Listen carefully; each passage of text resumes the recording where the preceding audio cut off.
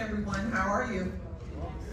Great, great. Thank you for coming out today to our third Distinguished Lecture Series. I am Faith Cobb-Payton. I am the director of IDRIS, which is a new institute here at Rutgers University, Newark.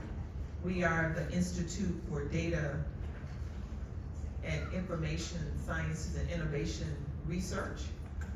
It is interdisciplinary, so I don't know what disciplines you all come from, but all are welcome at IDRIS because we are trying to solve wicked problems that are germane to community.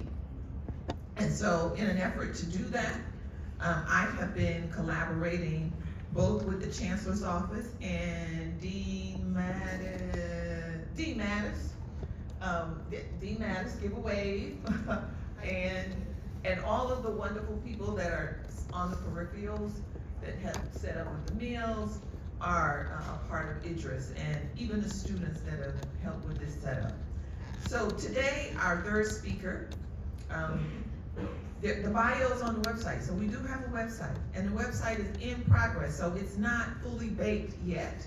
I don't know that websites really ever are fully baked, but our speaker today will be talking about towards designing equitable venture funding systems. Dr. Carter. So I have to say Dr. Carter because Dr. Carter just commenced and completed her PhD at Cornell University. July? September 10th. September 10th. So we are her first talk, right? Out of her doctoral program at Cornell. Currently, she is a fellow in the Information School at the University of Maryland. But briefly, how did I meet her? I met her in June at the Racial Equity in Technology Entrepreneurship Conference that was held here at Rutgers Newark. And so let's give her a round of applause and support her. She is extremely nervous, I can tell. But you are welcome. And this is her first talk out of commencing from her PhD program. So come on up. And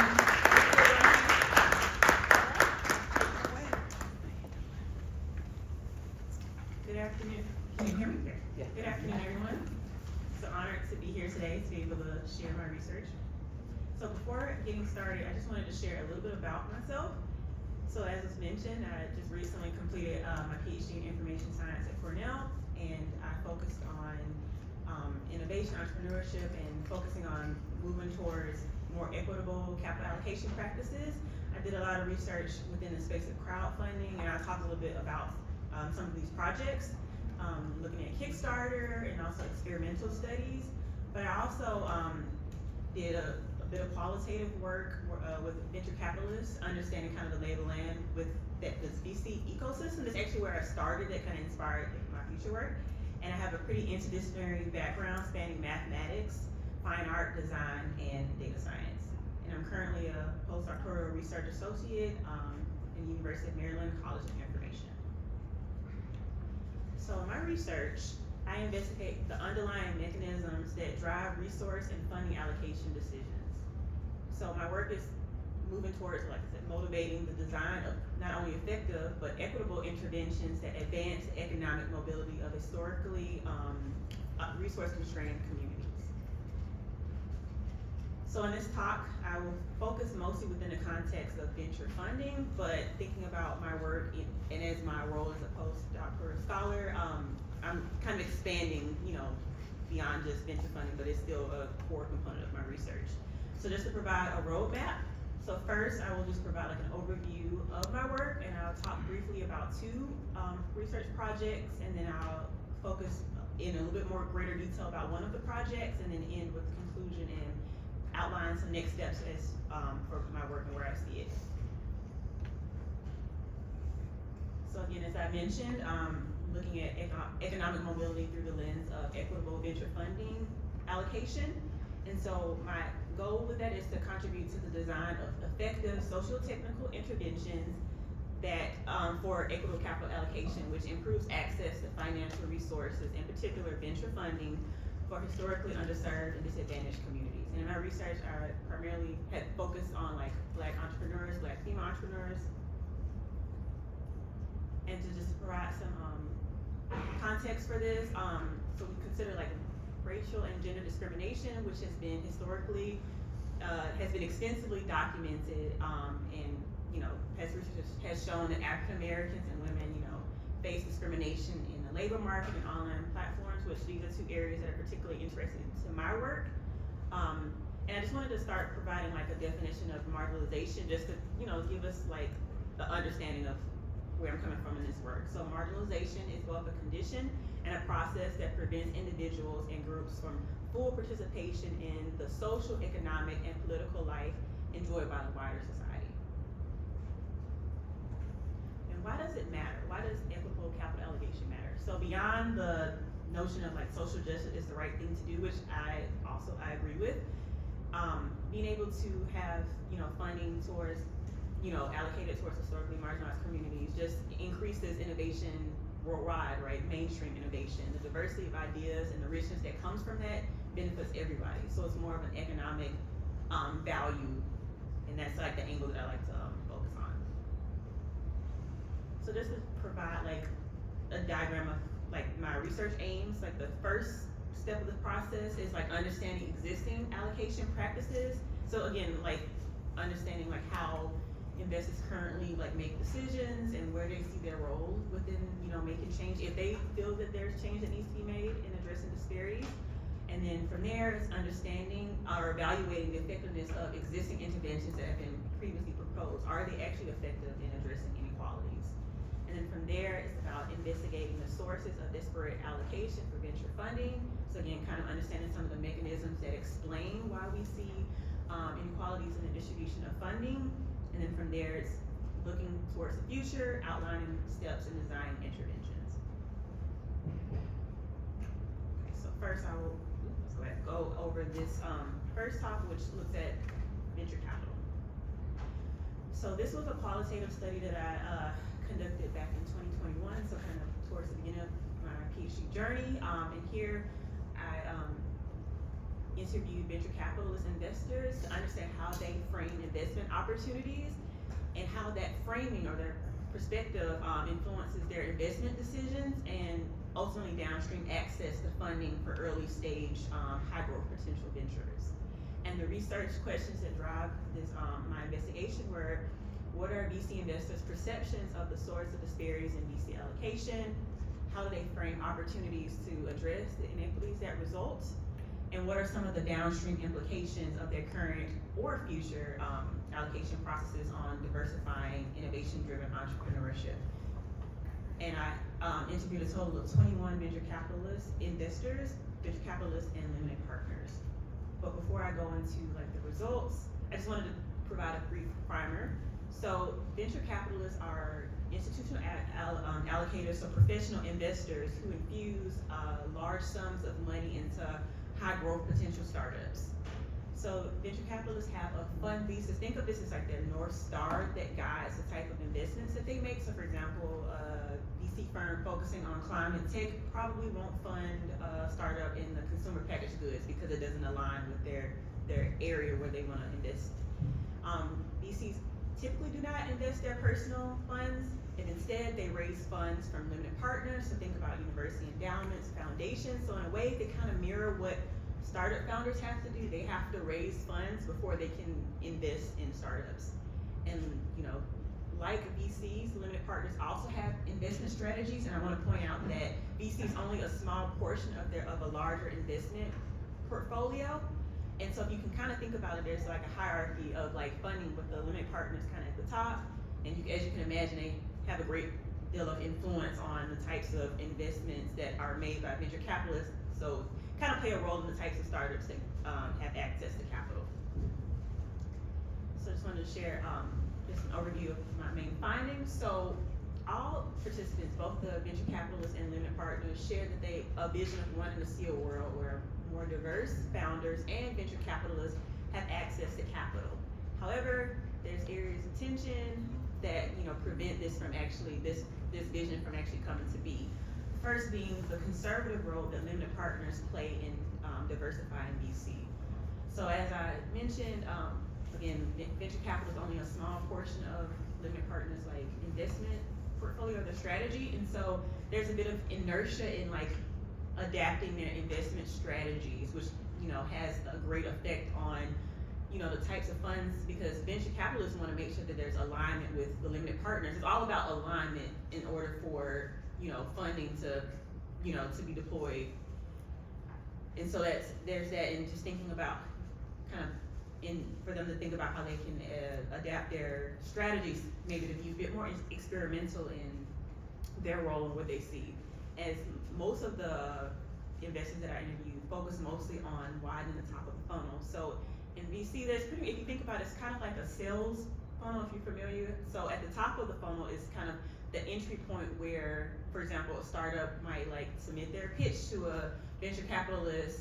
And so a lot of the focus was like, oh, we just need to, widen the top of the funnel, more so marketing efforts to get more people to want to like pitch.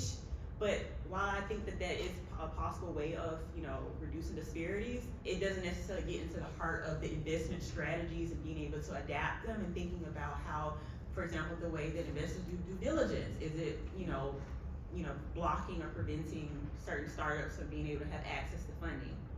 And then for the investors that invest with impact, so for example, some investors like have like identity focus where they focus on, women founders, but for them that have like a set objective of like we want to invest in certain types of startups, there might be, or certain types of venture VCs for the limited partner side, there might be this idea of misalignment in like the objectives of the goals of these firms or venture capitalists in the communities that they want to support. So those are kind of like the main findings from that study. And so next I will cover another chapter of my dissertation, just an overview. So just to connect to the previous study, so the previous study motivates the need for venture funders to revise their strategies, play a more active role in contributing to companies founded by historically underrepresented entrepreneurs. So now we're shifting gears a little bit to think about crowdfunding, which is a unique setting different from VC, where entrepreneurs can raise funding from a crowd of individuals who need not be professional investors like those that I interviewed in the previous study, right? And in addition, crowdfunding platforms themselves are intermediaries that play a role in the distribution of funding. So in this work, I investigate whether the display of the Black Lives Matter hashtag on a crowdfunding platform's website after the murder of George Floyd in 2020, if it had any effect on improving the outcomes experienced by Black entrepreneurs. So I just want to take us back in time, 4+ years, feels like forever ago, but then not at the same time. But during this time, there was a lot of corporations that, issued statements of support and solidarity with Black Lives Matter. And what is interesting is to say that, the outward displays of support can be interpreted as a nudge in encouraging consumers towards a more supportive stance in like racial equality. And one thing that I was interested in, along with my collaborator, which is my PhD advisor, Dr. Christopher Chair, was understanding whether these displays of support translate into favorable outcomes for Blacks. And again, just the historical context that there's been like extensive research that has documented bias and discrimination against Blacks in the labor market and also in the online platform setting. So Kickstarter also, like the other corporations, did also issue a press release of support. In addition, they changed their logo from its iconic green to black, and right under it has the hashtag Black Lives Matter. And this was a prominent change that occurred June of 2020, and it lasts at least for a year. I'm sure it might have gone beyond, but my data set cut off at like June 2021. And so I was, like I said, interested in determining whether or not this change, which I refer to as BLM, had an effect on the crowdfunding performance of Black creators. So yeah, so in this work, we studied whether this logo change, abbreviated as BLM, improved the crowdfunding performance of Black-led projects. And I use a difference in differences framework to estimate the effectiveness of BLM, which is a visual nudge on improving the outcomes of Black-led projects. And I collected the data was collected from May 2019 to June 2021. So so about a year before and a year after. And so here, just to walk you through this, the dependent variables first was funded. So funded is just a binary measure that indicates whether or not a project was successfully funded or not. Pledged is a continuous variable that measures the dollar amount raised, and I just take the log of that. Backers is the number of individual contributors to, a campaign, and then average raise just takes the amount pledged divided by backers. So as you can see, I just want to point your attention to what is highlighted. As you can see, the coefficients for post-BLM Black, none of them are statistically significant, which implies that BLM did not actually have a positive, have any effect on the performance of projects led by Black creators. So yeah, we find no effect on the average outcome of Kickstarter projects led by Black creators post-BLM. So at this point in the analysis, there was kind of a thought of like whether or not there was other effects. So maybe, BLM didn't have a direct effect on the performance, but perhaps BLM might have, encouraged Black creators to create campaigns on Kickstarter. So maybe it fostered this environment that made Black creators feel more welcomed, and then they decided to, create a campaign.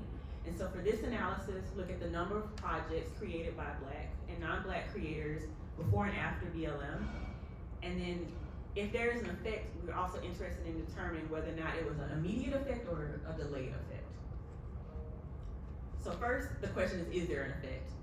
And so from here, as you can see, we do observe an effect. So we aggregated the data monthly. So we counted the number of projects created monthly from Black creators and non-Black creators. And as you can see, we did observe a positive effect. So BLM did encourage Black creators to create campaigns. And so going back to the idea of like, is this an immediate effect? Is this a delayed effect? So we was also interested in looking at the dynamic effect of BLM. And for that, as you can see, just want to point your attention to what happens month 1 and onward. So while we observe a delayed effect where our coefficient reaches statistical significance in month 9, you can see that there's an upward trend. So kind of what could possibly occurring is that creators might have had to be made aware of the change, like, notice that Kickstarter updated their website, and then from there, maybe had to take some time to create a campaign, create videos, the collateral, the images, everything required to successfully launch a campaign. And so that might be as to why there was a delayed effect, but we do observe that BLM did encourage Black creators to create projects. Yeah, so yeah, we do observe an effect on BLM, namely it's on Black creators. And so if we think about this and consider that since we observed this increase in the number of projects led by Black creators, it means that the success rate of Black creators on the platform would suffer without an increase of influx of pledges to Black-led projects. So for this, we evaluate the effect of BLM on the influx of pledges to Black-led projects. So a similar type of analysis that was done before, where we aggregate the data, but instead we look at the sum pledged monthly, and here we find that there was an effect. And just like before, also kind of interested in what the dynamic effect of that was. And so from here, so while we also do see a delayed effect where we see a true effect occur in month 11, this is a bit different from what we observed previously in that there's really not an upward trend. So this can be kind of interpreted as an effect, true, but a weak effect. So the results of this study suggest that BLM, did portray an inclusive environment for Black creators, made them, perhaps feel welcomed and more, likely or more willing to create a campaign. But it didn't necessarily have a similar effect on backers, and probably often struggled in encouraging them to actually fund Black creators. So in the past, nudges have been proposed as effective intervention tools used on online platform settings, but the results of this study suggest that the usefulness might be limited and in fact producing unintended consequences. If we think about the competition, so if we think about Black creators already having access to a small pool of funding and then increasing the competition, we can see that produced an unintended consequence or even harm. So this work just highlights the need for systemic driven initiatives over individual level design changes such as BLM in addressing societal wicked complex problems such as discrimination against Black creators who are seeking crowdfunding. So now I will cover another project that looks at crowdfunding, but it looks at the intersection of like race and gender and how that impacts crowdfunding performance. So just to tie it back to the previous study, so last study kind of showed that, you know, low cost user interface design changes, BLM as an example, you know, may not be sufficient in addressing, you know, complex societal problems. And I do believe that Kickstarter implemented BLM from a good place, but it just kind of, the results of the study just show that the usefulness of it might in fact be limited. And so maybe we need to go a bit further and have a more systematic investigation of the mechanisms that explain venture performance before designing interventions. So in this work, I consider the role of race and gender stereotypes on crowdfunding performance. So here's just literature on racial and gender discrimination crowdfunding, and this is individually studied, so racial discrimination and then gender discrimination. So from the gender perspective, past research has shown that females actually have favorable outcomes on crowdfunding settings. Like, so crowdfunding kind of offers a setting that helps to level out the playing field for women on, you know, seeking funding. However, not the same can be said when we consider race. In particular, Black entrepreneurs are less likely to receive funding when they are compared to, you know, similar non-Black or comparable non-Black founders. And even there's very little research done at looking at the intersectionality of race and gender, and in particular within the context of crowdfunding. And when we think about like discrimination and intersectionality, it's not necessarily an additive sum. So for a Black female, you can't say, okay, well, a positive boost for being female, but then a negative boost for being, like, it's not that straightforward. It's a bit more complex, and there are nuances to that. So for this work, I consider how Black female women perform on crowdfunding settings relative to comparable founders, and then when we think about the types of campaigns they launch, how does a type of project influence their likelihood of success? So it's again looking at this intersectionality, race and gender of the founder, but then also the intersectionality with the type of product as well. So what I did first was provide some descriptive evidence, so the same data set that I used for the BLM paper, and just did some tabulation. So as you can see here that we have a very low participation rate amongst Black founders, and this is on par with previous studies. Like the order of magnitude is considerably less Black founder or Black creators than non-Black creators. And if we look at the success rates, there, you know, we see the drastic difference between Black versus non-Black when we consider the success rates. And what's interesting, if we look at Black male versus Black female, we see that Black females tend to outperform Black males. And again, these are simple tabulations. I'm not controlling for project characteristics, but an interesting thing to consider is what might be driving this apparent advantage. And so what I did was just look at success rates across different project categories to understand how Black females perform compared to everyone else. So on Kickstarter, the most popular category is technology, and so what we see here is that Black females have a low participation rate and also success rates when launching technology projects. I mean, the success rate is quite low overall, but as you can see, about the projects led by Black females in technology, none of them succeed.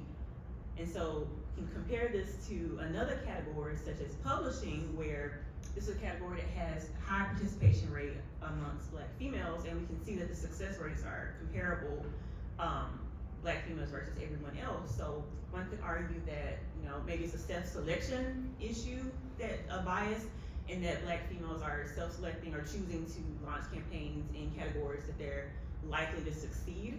And so that could be explaining kind of what we saw with the tabulation as to why Black females had a higher success rate compared to Black males. So yeah, these tabulations kind of suggest that there's, you know, interplay between race and genders, product types, and success rates. However, the data is a bit limiting. don't have enough and richness of data, observational data to do anything meaningful to analyze this relationship. So what I do is to conduct an experimental study to understand whether the likelihood of success differs when we consider crowdfunding campaigns where there's like low versus high founder market fit.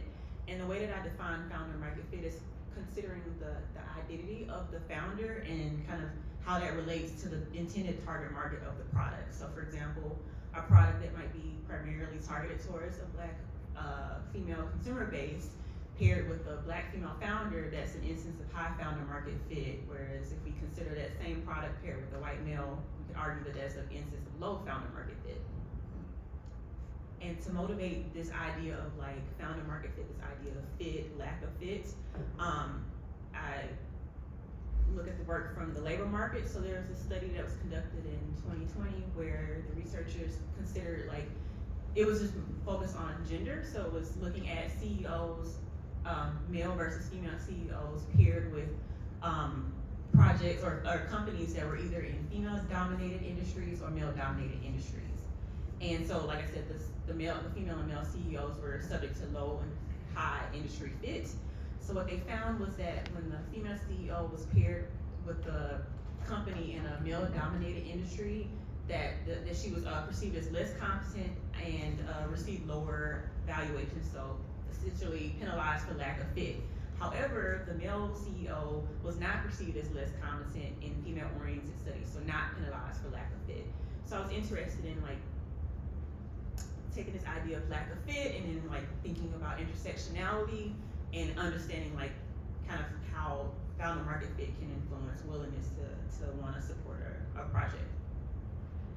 So this study compares how founders of different races and genders perform when a product is oriented towards a black woman versus a non-targeted product.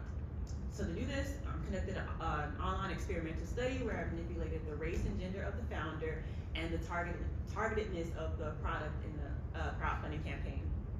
And the aim is to see the main dependent variable being willingness to back, to see how willingness to back or willingness to fund a campaign depends on these three factors.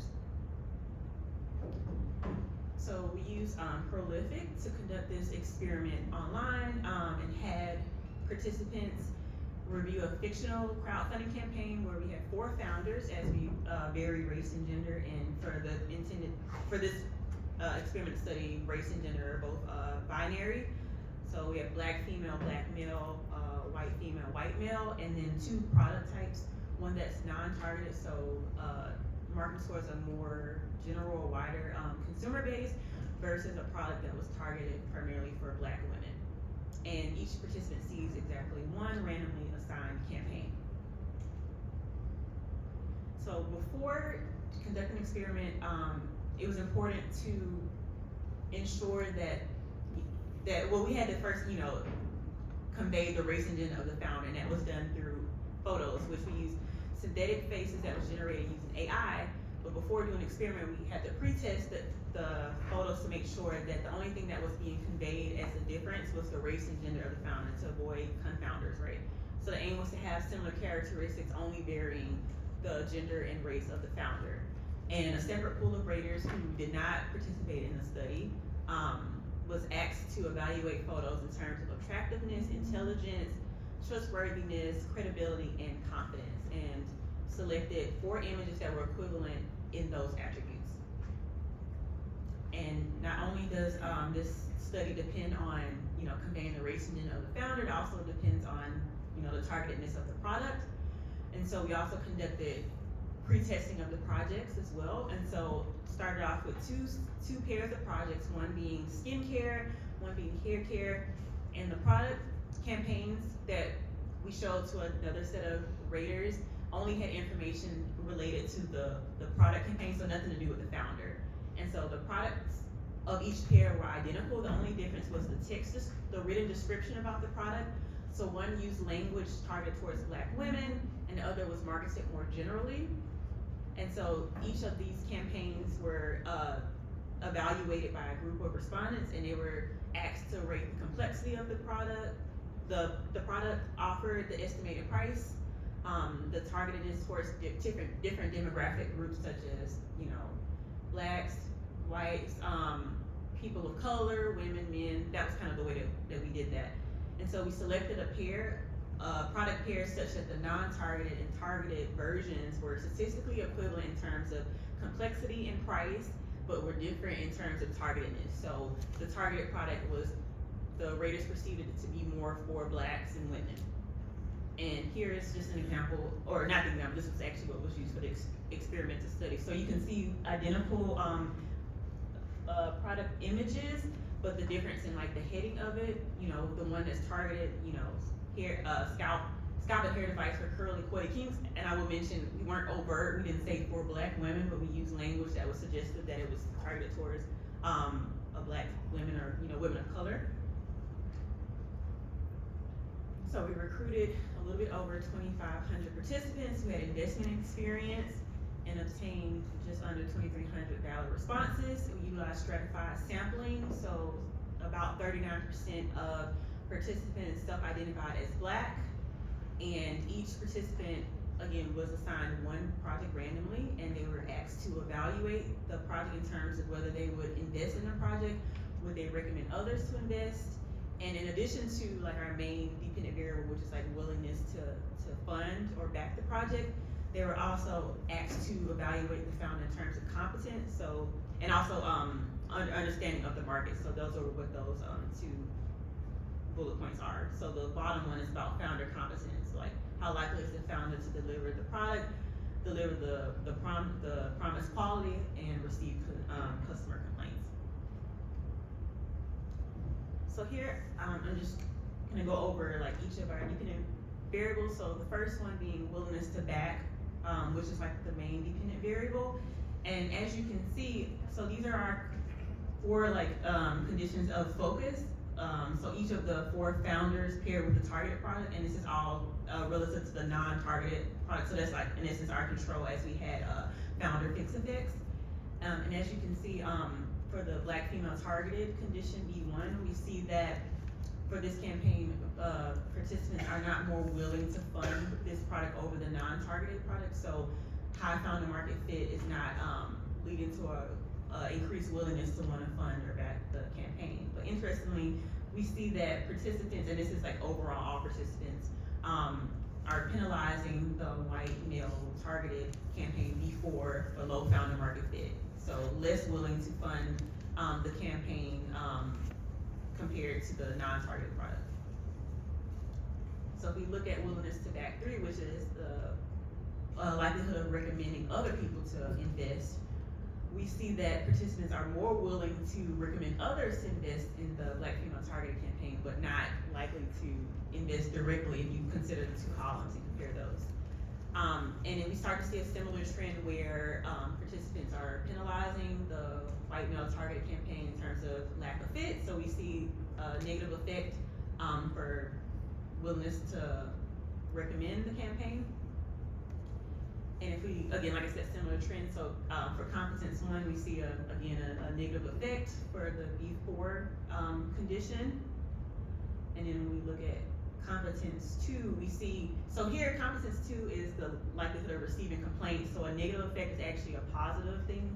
So we see that participants are perceiving the black female founder as, you know, less likely to receive complaints when paired with the targeted product. And then when we consider market understanding, participants are, you know, perceive the black female founder as understanding the needs of the market when paired with the product targeted towards black women, primarily for black women. And we see, again, a negative effect for the white male targeted campaign for market understanding.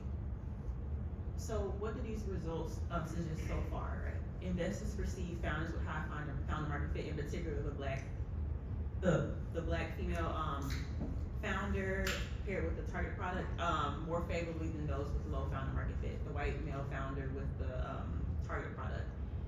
So despite the fact that the black female founder is being viewed as, you know, highly competent and understanding the needs of the market, these positive ratings are not translating into a more direct measure of campaign support. They're more willing to recommend, but personally not directly support the campaign.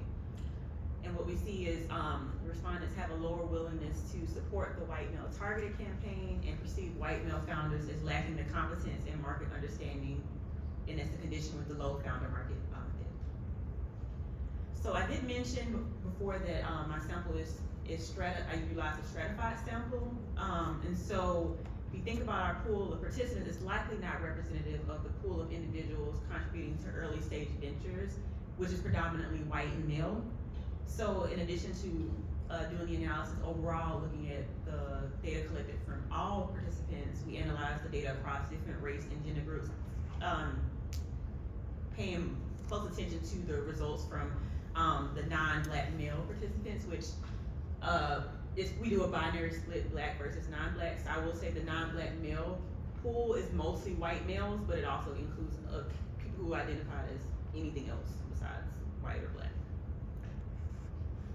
Okay, so I just want here to just look at column 5, and we're gonna kind of like compare or see kind of the results for white male targeted before. So if you look at column 5 for the white male targeted before, and you compare it to the overall sample, you can see while we do observe a marginally statistically significant negative effect, you compare that to the full sample, we see that the non-Black male participants are, evaluating this campaign a bit more lenient than overall what we observed overall.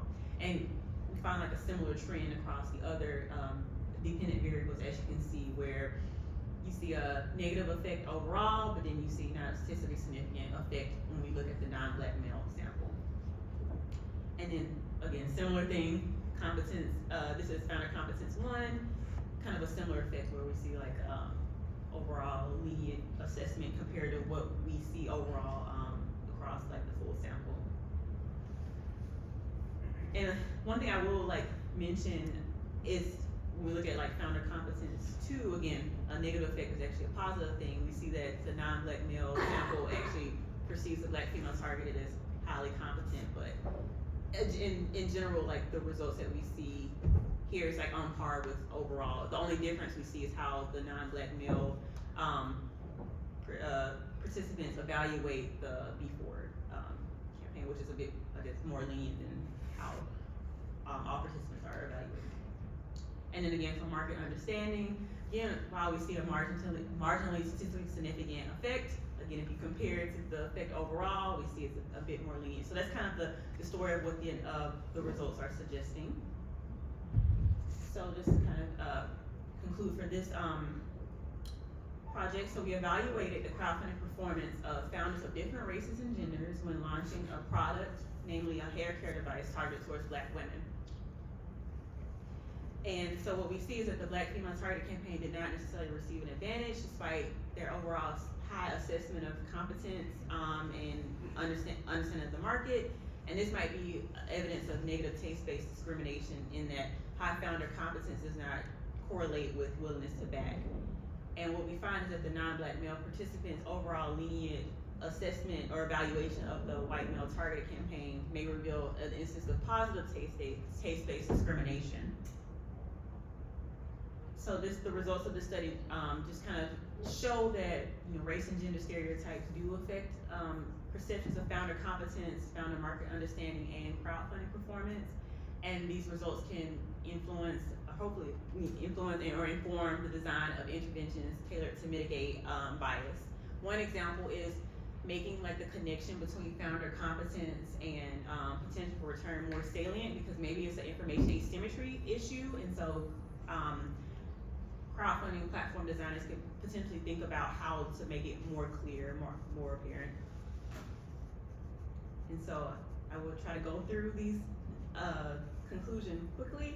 So kind of tying back to the first paper, or the first project, there's an opportunity for funders to play a more active role in addressing inequalities in venture funding.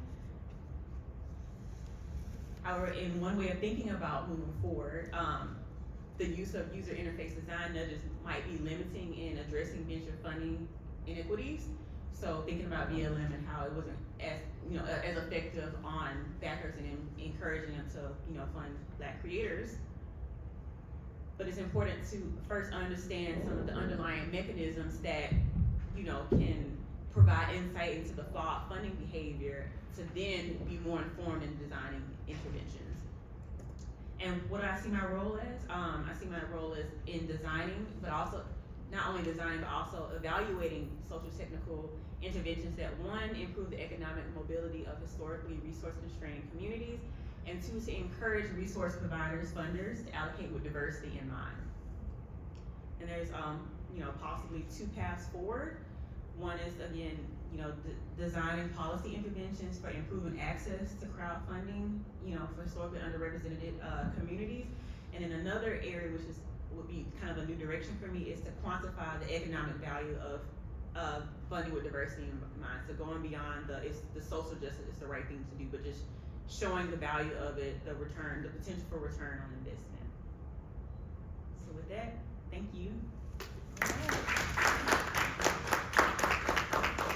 right, so we will open it up. Oh, welcome everyone. I didn't see everybody else. We will open it up for questions for the next 15 minutes. And should I depart, it's not because I'm not concerned, it's because I have a flight to catch in D. Mattis or I'll pass it over to you. So let's open it up for Q&A. Yes, sorry. I was looking right at you. So first I want to say great presentation. Two things stood out to me. So you talked about technology launch and you looked at the gender gap between black men and black women. And then you talked also about willingness to buy products and you looked at gender and race. So gender and race stood out for me. But what I noticed, there was the women outperformed men. It was almost 2-to-1. And that was between blacks, and then within the non-blacks, it looked pretty much the same. Yeah. So I wonder who's a part of the non-black? Were the racial identifiers based on self-report, or were there other cultures? It could be cultures of color or whites. Thank you so much for your question. So the data set actually did not include information on founder race or gender. So I used a combination of off-the-shelf machine name classifiers to infer race, and then did like a manual evaluation of accuracy of the predictions. But it was, I think at first for gender, for race, I think there was multiple categories, but we just kind of recoded it to be black versus non-black for the purpose of the analysis. Great, it's a lot of really fascinating work. Curious about the intervention side and thinking about, I like the idea of kind of quantifying the potential return on investment, because that's kind of speaking within a language that clearly has a lot of salience in that space. But I'm curious, like how to what extent are VC firms always optimizing toward return, or to what extent are they doing things like social closure when we think about the way that these networks are heavily white and heavily male? To what extent are kind of not like other kinds of processes beyond investment return motivating their decision making? So thank you so much again for that question. So one of the kind of what brought out that idea of like quantifying the value, the economic value of investing in diversity was speaking to a limited partner at a university endowment, and kind of one thing that was mentioned in those interviews was that they can't really invest with like a social justice perspective. It has to all go back to the bottom line. Yeah. So in like kind of reframing it from saying, okay, this is a social justice, this is the right thing to do, versus saying like, there's opportunities that are being missed, opportunities to diversify. So again, I'm no expert in like VC in the way that they do the modeling, but like having a diverse portfolio helps them for like issues of like economic downturn. If you have all of your funds concentrated in a, like it just, so the argument of like diversity in that respect kind of seems to make sense and connects to kind of what they already do.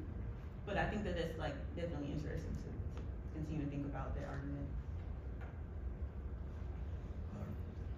Great projects. I think, well, first you hit something really cool with VC and the tension with the LPs. I think that's really underappreciated in general, but certainly within literature. For the Black Lives Matter Kickstarter project, during your data collection time frame, did they do anything else besides change their website? Was there a targeted campaign? Did they put money behind it? Did they do, town halls also what else could have influenced the exposure of their intentions to the. So yeah, thank you for your question. So as far as what I'm aware of, they issued a press release, I wanna say they issued it out before they made the UI change.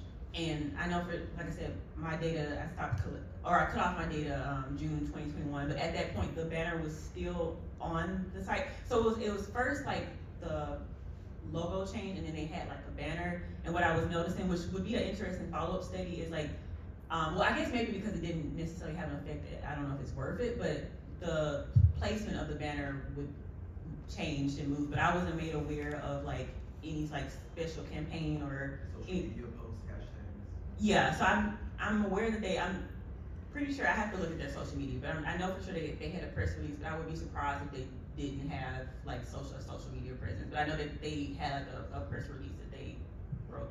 So one thing I'm actually interested in doing, is looking at comparable, crowdfunding from Indiegogo, which I wasn't aware that I don't think that they also did a similar thing, because it could just be like social, like public discourse around BLM. It could, like a review could potentially argue, maybe it wasn't the effect of the banner, maybe it was just, discourse about it. So I'm interested to see, like, if I analyze a comparable platform that didn't have that change, do I notice an effect or not? So that's definitely a future direction for that work. And then you have a triple div estimator potentially if you can pull the data out. Yeah, that'd be cool. Really a fantastic talk, thank you. Regarding the Kickstarter study, it seemed to have really tremendous data set there. And I'm wondering just kind of how granular you got into it. Did you do any kind of stratification of project type or projects that were started pre-BLM versus post-BLM, and try to look to see some kind of effective BLM intervention on projects that had started pre-BLM? So that's a good point. So like, just to make sure I'm understanding, like looking at the projects that were created before, because like in the data set, there's some projects that were created before the intervention, but were live throughout. That's what I'm asking, yeah. Okay. So yeah, I think it would be interesting to look more, because at this point, I kind of haven't gotten that deep into the analysis, but it could be interesting to look at, even looking at some of the descriptions of the types of projects as well. I will take a note of that. Yeah. And especially for the Blacklet project, the sample size is very low, so really wouldn't be hard to look at those projects, yeah. You don't want to stratify down to nothing. Yeah. Yeah, I think that's a really great question, and I just wanted to chime in because one of the things that was on your slide that struck me is that there were like 0 Black women in tech. Yeah, well, I think it was 10 that attempted, which was a low percentage, and none of them were successful. None of them were successful. Yes. Like 0 success rate. Right. That stays with you. Yeah. Yeah. So it'd be interesting if those projects are lifestyle projects. Yeah. What kind of projects are they? Yeah. Just a thought. Other questions? Yes. Related to that, one question that I have is, when you do studies like this, you usually do some propensity score matching, in the sense of matching the characteristics of individuals. So for example, when we talk about tech, whether males and females have different characteristics or whether they have similar characteristics. So what I'm saying is that there might be other characteristics that might explain the rate of success. That I'm wondering if you took that into account. Yeah, thank you so much for that. I actually did do, kind of to motivate the work, I just didn't have time to present it. I did course exact matching to kind of indicate, like, is discrimination apparent? Like, because if you think about it, Kickstarter offers the democratization of funding, so maybe, there's no need for BLM because if there's no discrimination. So what I did find doing the course exact matching was that even comparing comparable Black versus non-Black projects, they tend still underperform. So that was kind of a basis of like discrimination is apparent. No, then I'm between male and female, for example. Oh, between. The applicants in tech, whether they have Okay. similar like level of education, maybe, or. I see. I did include female in my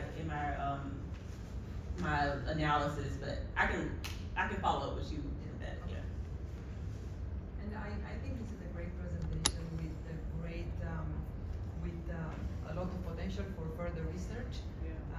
I was other maybe sources of funding rather than crowdfunding, and whether you see the similar type of results, because bank funding, for example, for projects can be quite significant. So that would be one thing. Yes, I'm definitely interested in kind of understanding the different context of venture funding, where like I said, VC is one unique setting and not all types of entrepreneurship. It makes sense for them to access venture funding. Crowdfunding also offers, you know, an opportunity for another set. So I think it's definitely interesting to like compare these different contexts, and not necessarily, I'm not suggesting that they're the same or trying to make a case for that, but just kind of studying them on their own, in their own right.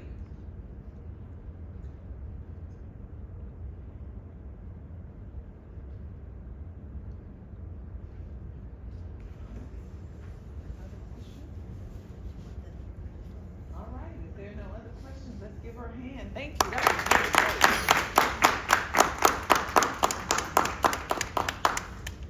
Great job. You got a lot.